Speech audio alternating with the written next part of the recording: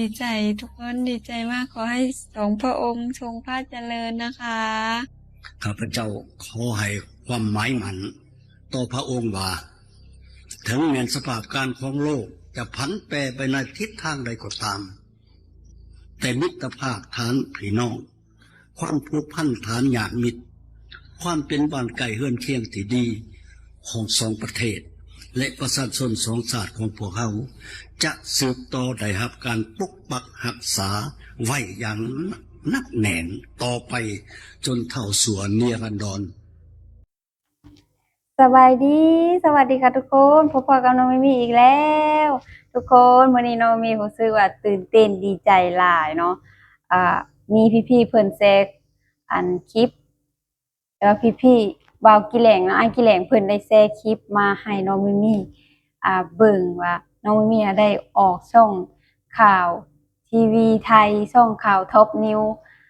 ก่อนอื่นก็ขอขอบคุณช่องข่าวท็อปนิวหลายๆเด้อที่เอาคลิปน้องมิมี่ออกไปเผยแพร่ให้ทุกคนได้เบิ่งได้ชมได้ออกช่องข่าวเนาะแล้วก็มีพี่ๆ FC เพิ่นได้คอมเมนต์เข้าไปในคลิปน้องมิมี่เนาะทาง YouTube เพิ่นบอกว่าน้องมิมี่เห็นแล้วบ่ช่องข่าวท็อปนิวเพิ่นได้เอาคลิปน้องมิมี่ออกไปช่องข่าวในเมื่อวานนี้เนาะแต่น้องมิมี่ยังบ่เห็นฮะก็มาเห็นตอนที่บ่าวกิแหลงที่ได้อ้ายกิแหลงเพิ่นได้ส่งคลิปมาให้น้องมิมี่เบิ่งทุกคนก็รู้สึกว่าตื่นเต้นดีใจหลายเนาะคลิปที่น้องมิมี่ได้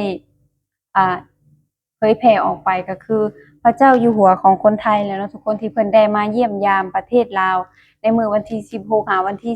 18มีนาปี2026ที่ผ่านมานี้เนาะทุกคนได้เห็นได้เบิ่งแล้วมันซึ่งน้ำตาไหลนะทุกคนน้ำตาคลอรู้สึกแบบอันปลื้มปิติใจหลายที่ได้เห็นภาพบรรยากาศที่สองท่านพระองค์ได้มาเยี่ยมยามประเทศลาวครั้งที่2นี่เนาะทุกคนแล้วน่าทึ่งก็คือเพิ่นขับเครื่องบินมาเองฮอดประเทศลาวทุกคนแบบเห็นแล้วโอ้ยทุกคนรู้สึกว่าดีใจนะทุกคนรู้สึกว่าปลื้มปิติหลายเนาะทุกคนเป็นอย่างยิ่งเลยที่เห็นสองท่านพระองค์ขับเครื่องบินมาด้วยตนเองฮอดประเทศลาวแต่ทางฝั่งลาวเขาก็ต้อนรับเป็นอย่างดีเนาะทุกคนแล้วอ่า น้องมิมีก็ซึ้งใจหลายที่เห็นภาพบรรยากาศสองฝั่งไทยลาวเฮาร่วมแรงร่วมใจสายสัมพันธ์ต่อกันบ้านพี่เมืองน้องมีหยังก็ช่วยเหลือกันซึ่งกันและกันเนาะทุกคนแล้วรู้สึกว่าดีใจหลายเนาะเอ่ออยากให้ทุกคนไปเบิ่งไปฟังเนาะกับคลิปที่ประธานประเทศลาวเฮาเพิ่นได้เอ่ยคำอวยพรเนาะให้สองท่านพระองค์เนาะที่มาเยี่ยมยามประเทศลาวในครั้งนี้เนาะทุกคนได้ฟังแล้วรู้สึกว่า ซึ่งน้ำตาไหลเลยแหละทุกคนแบบน้ำตาคลอหั่นแหละแบบดีใจที่ได้เห็นได้ฟังสองฝั่งลาวสองฝั่งไทยลาวเฮาอันแบบนี้เนาะทุกคนไปฟังนำกันทุกคนทุกคนภาพบรรยากาศนี่แห่งดีใจหลายประทับใจหลายสองท่านพระองค์ได้ขับเครื่องบินหรือว่ายนต์เนาะมาเยี่ยมยามที่ประเทศลาวด้วยตนเองทุกคนว้าทุกคนสวัสดีใจแต่ทุกคนได้สร้างสายสัมพันธ์มิตรภาพไทยลาวจงมั่นคงทะนงแก่นเนาะหักแพงสวยเหลือกันแบบนี้ตลอดไปเด้อทุกคนสาธุขอบพระคุณมากๆค่ะขอให้สองท่านพระองค์ทรงพระเจริญนะคะขอบพระคุณมากๆค่ะไทยลาวบ้านพี่เมืองนอกกันเนาะทุกคนหักแพงเอากันเด้อพี่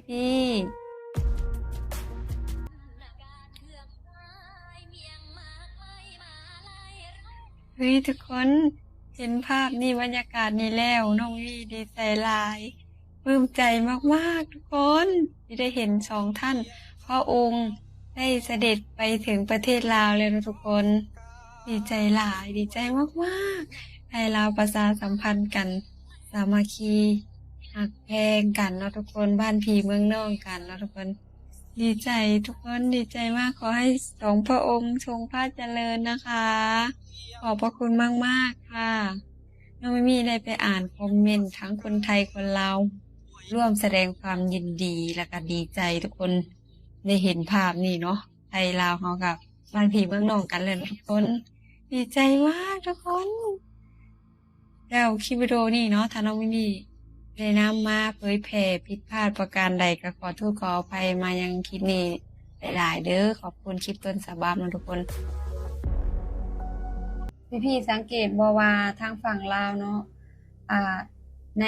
งานที่ต้อนรับเจ้าชีวิตอยู่หัวเนาะของคนไทยที่ได้ไปเยี่ยมยามประเทศลาวเนาะก็คือเฮาสิได้อ่าสู่ขวัญเนาะทุกคนถ้าประเทศลาวสิฮ้องว่าสู่ขวัญเนาะต้อนรับแขกหรือว่ารับญาติที่มาในบ้านหรือว่าในเมืองเยี่ยมยามประเทศลาวเนาะก็คือทำพิธีสู่ขวัญผูกแขนต้อนรับเนาะทุกคน เห็นแล้วก็รู้สึกว่าดีใจปลื้มปิติไปเนาะทุกคนรู้สึกว่าดีใจมากๆทุกคนเรามีเห็นแต่ละคลิปแต่ละทุกคนที่เผยแพร่ออกไปรู้สึกว่าดีใจหลายเนาะแล้วไปฟังคลิปนี้เนาะจากนายกรัฐมนตรีทางประเทศลาวเฮาเนาะได้เอ่ยคำอวยพรให้ทางเจ้าชีวิตอยู่หัวของประเทศไทยเนาะทุกคนไปฟังนํกันเด้อ ข้าพเจ้าขอให้ความหมายมั่นต่อพระองค์ว่าถึงแม้สภาพการของโลกจะผันแปรไปในทิศทางใดก็ตาม แต่มิตรภาพฐานพี่น้องความผูกพันฐานญาติมิตรความเป็นบ้านไก่เฮือนเคียงที่ดีของสองประเทศและประชาชนสองชาติของพวกเขาจะสืบต่อได้รับการปกปักรักษาไว้อย่างนักแน่นต่อไปจนเท่าสัวเนียรันดรขออำนวยพรอันประเสริฐแก่พระบาทสมเด็จพระวชิรเกล้าเจ้าอยู่หัวและสมเด็จพระนางเจ้าพระบรมราชินี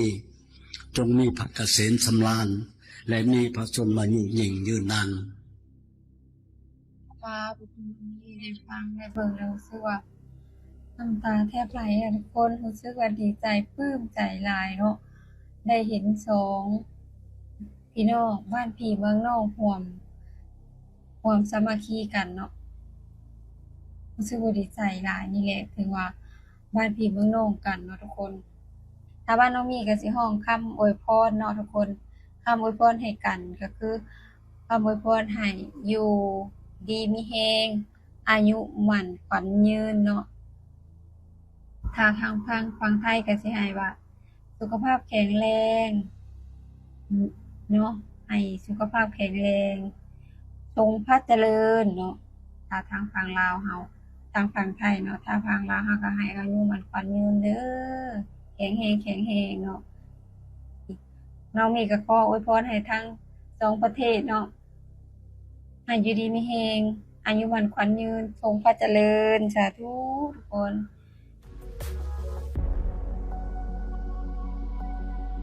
พี่ๆได้เบิ่งได้เห็นคลิปนี้แล้วคอมเมนต์เข้ามาได้เด้อพี่ๆเป็นจังใดทุกคนได้เบิ่งแล้วน้องมิมีน้ำตาไหลซึ้งเลยทุกคนแบบปลื้มใจแฮงตื้นตันหลายตื้นตันใจหลายทุกคนแบบได้เห็นภาพบรรยากาศนี่เนาะเออแบบมันว่าบ่ถูกนะทุกคนแบบตื้นตันใจแบบดีใจหลายทุกคนเมื่อเห็นสองฝั่งไทยลาวเฮาอ่ะ ร่วมแรงร่วมใจกันจับมือกันก็ขอให้มั่นคงทะนงเกตเนาะทุกคนยืนยาวนานตลอดไปเด้อสองฝั่งไทยลาวเฮาเนาะทุกคนหักแพงกันเนาะแล้วเวลาเห็นสองท่านพระองค์ยิ้มนะทุกคนแบบงามสวยมากแบบสง่างามมีเสน่ห์หลายทุกคนแบบโอ้ยทุกคนเห็นในคลิปเลยแบบทั้งน้ำตาไหลแล้วก็ซึ้งดีใจแล้วก็นี่นั่นแหละ ว่าบ่ถูกอะทุกคนแบบก็ขอขอบคุณหลายๆเนาะขอบคุณมากๆสองท่านพระองค์ที่ไปเยี่ยมยามเนาะในประเทศลาวครั้งนี้ก็เฮ็ดให้หลายๆคนอันปลื้มปิติใจหลายแล้วก็ดีใจหลายเนาะประทับใจหลายแบบตื่นตันใจหลายเลยเนาะทุกคนกับน้องไม่มีแล้วเนาะทุกคนก็ดีใจหลายรู้สึกดีใจมากๆขอบพระคุณขอให้สองฝั่งไทยลาวเฮามันเก่นเนาะคือจังข้าวเหนียวเนาะทุกคนแล้วก็ขอให้สุขภาพแข็งแรงทุกคนอายุมันขวัญยืนขอให้พระองค์ทรงพระเจริญค่ะสาธุขอบพระคุณมากๆค่ะ สำหรับคลิปวิดีโอนี้น้องมีก็สิขอจบเพียงส่ำนี้เนาะทุกคนถ้าน้องมีเว้าผิดพลาดประการใดก็ขอโทษขออภัยมายังในคลิปวิดีโอนี้หลายๆเด้อทุกคนจังใดก็ฝากเป็นกำลังใจกดไลค์กดแชร์กดติดตามให้น้องมิมี่เด้อเพื่อเป็นกำลังใจให้น้องมิมี่ทำคลิปต่อไป